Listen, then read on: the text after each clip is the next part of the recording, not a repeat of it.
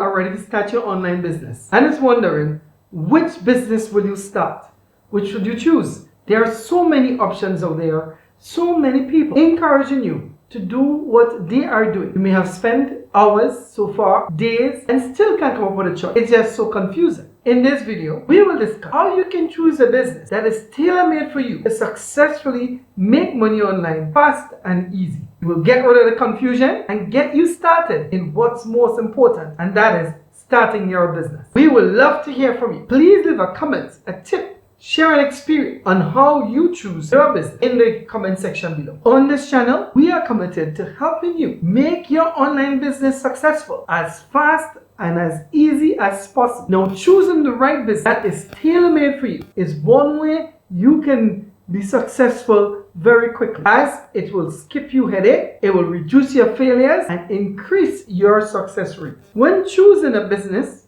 our first advice is not to choose one purely based on the success of another person, as that person may have the talent and the knowledge needed to make that business a success. You may not be suited to that business as they are.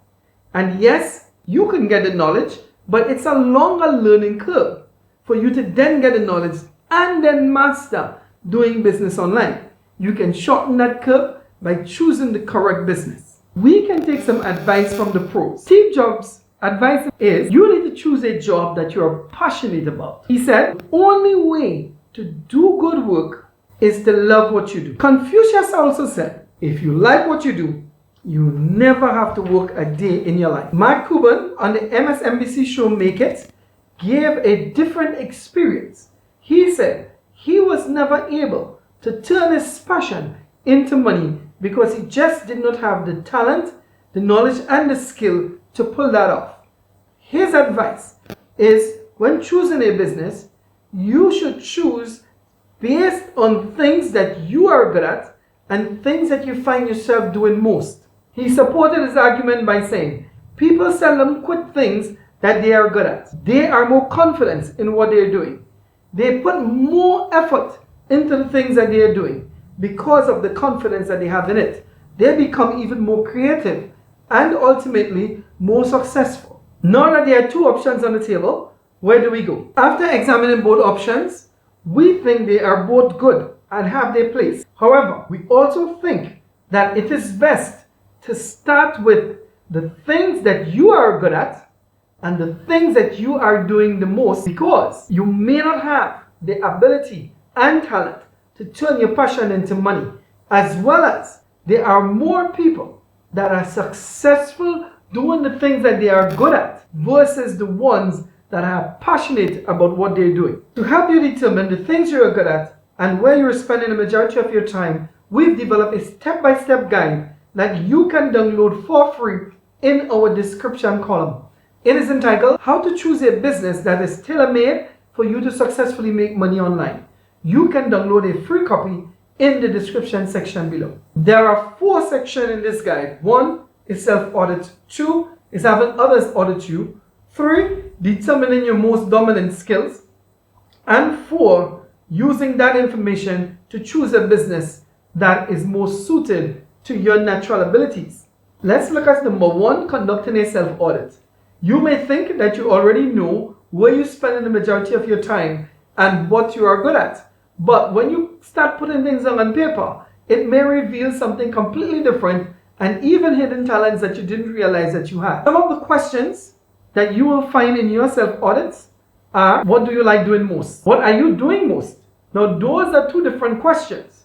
You may think they are the same, but sometimes you find yourself doing something more than ever, and that may be because you're good at it.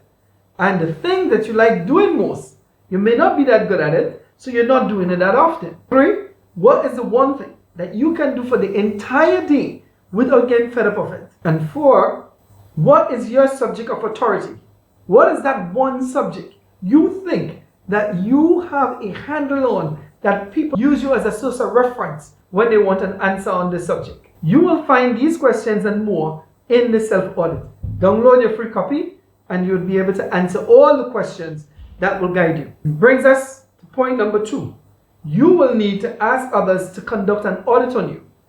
It will be your friends, your family, your co-workers. You will have to ask them similar questions. What do they think you are good at? Where do they think you are spending the majority of your time?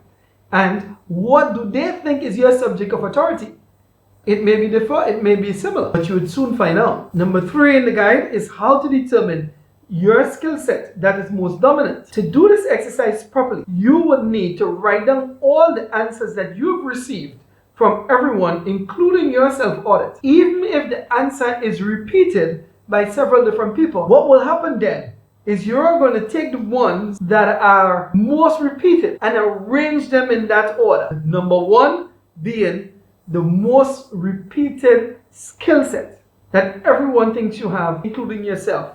Then you may have to do this exercise in another way, where you are now choosing, instead of this thing you're good at, the things that you're spending the majority of time on, and you arrange that in the same chronological sequence. Remember, you should have asked at least 4 different sets of people that you associate with daily, the people who are conducting an audit of you, and that's your friends, your family, co-workers, and mentor. If you don't have a mentor, that's fine, but maybe you can ask your immediate supervisor. So after you've arranged your list by skill set and by the things that you like doing the most, you now need to choose the things that are common on both lists. Now that you have your list in order, you look at the subject matters in your list and choose businesses that relate to those subject matters.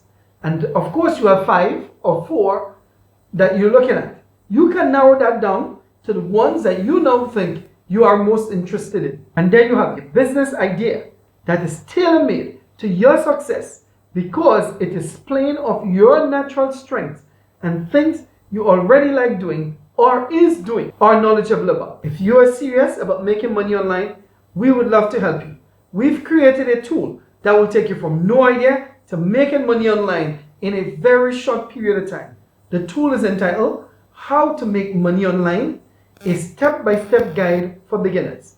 Don't be fooled by the word beginners, as this is a very comprehensive tool that can help you at any stage of your development. You can download this tool for absolutely free in the description column. We would like you to like and subscribe to this video and hit the notification button so you never miss an important video. We will see you in the next one.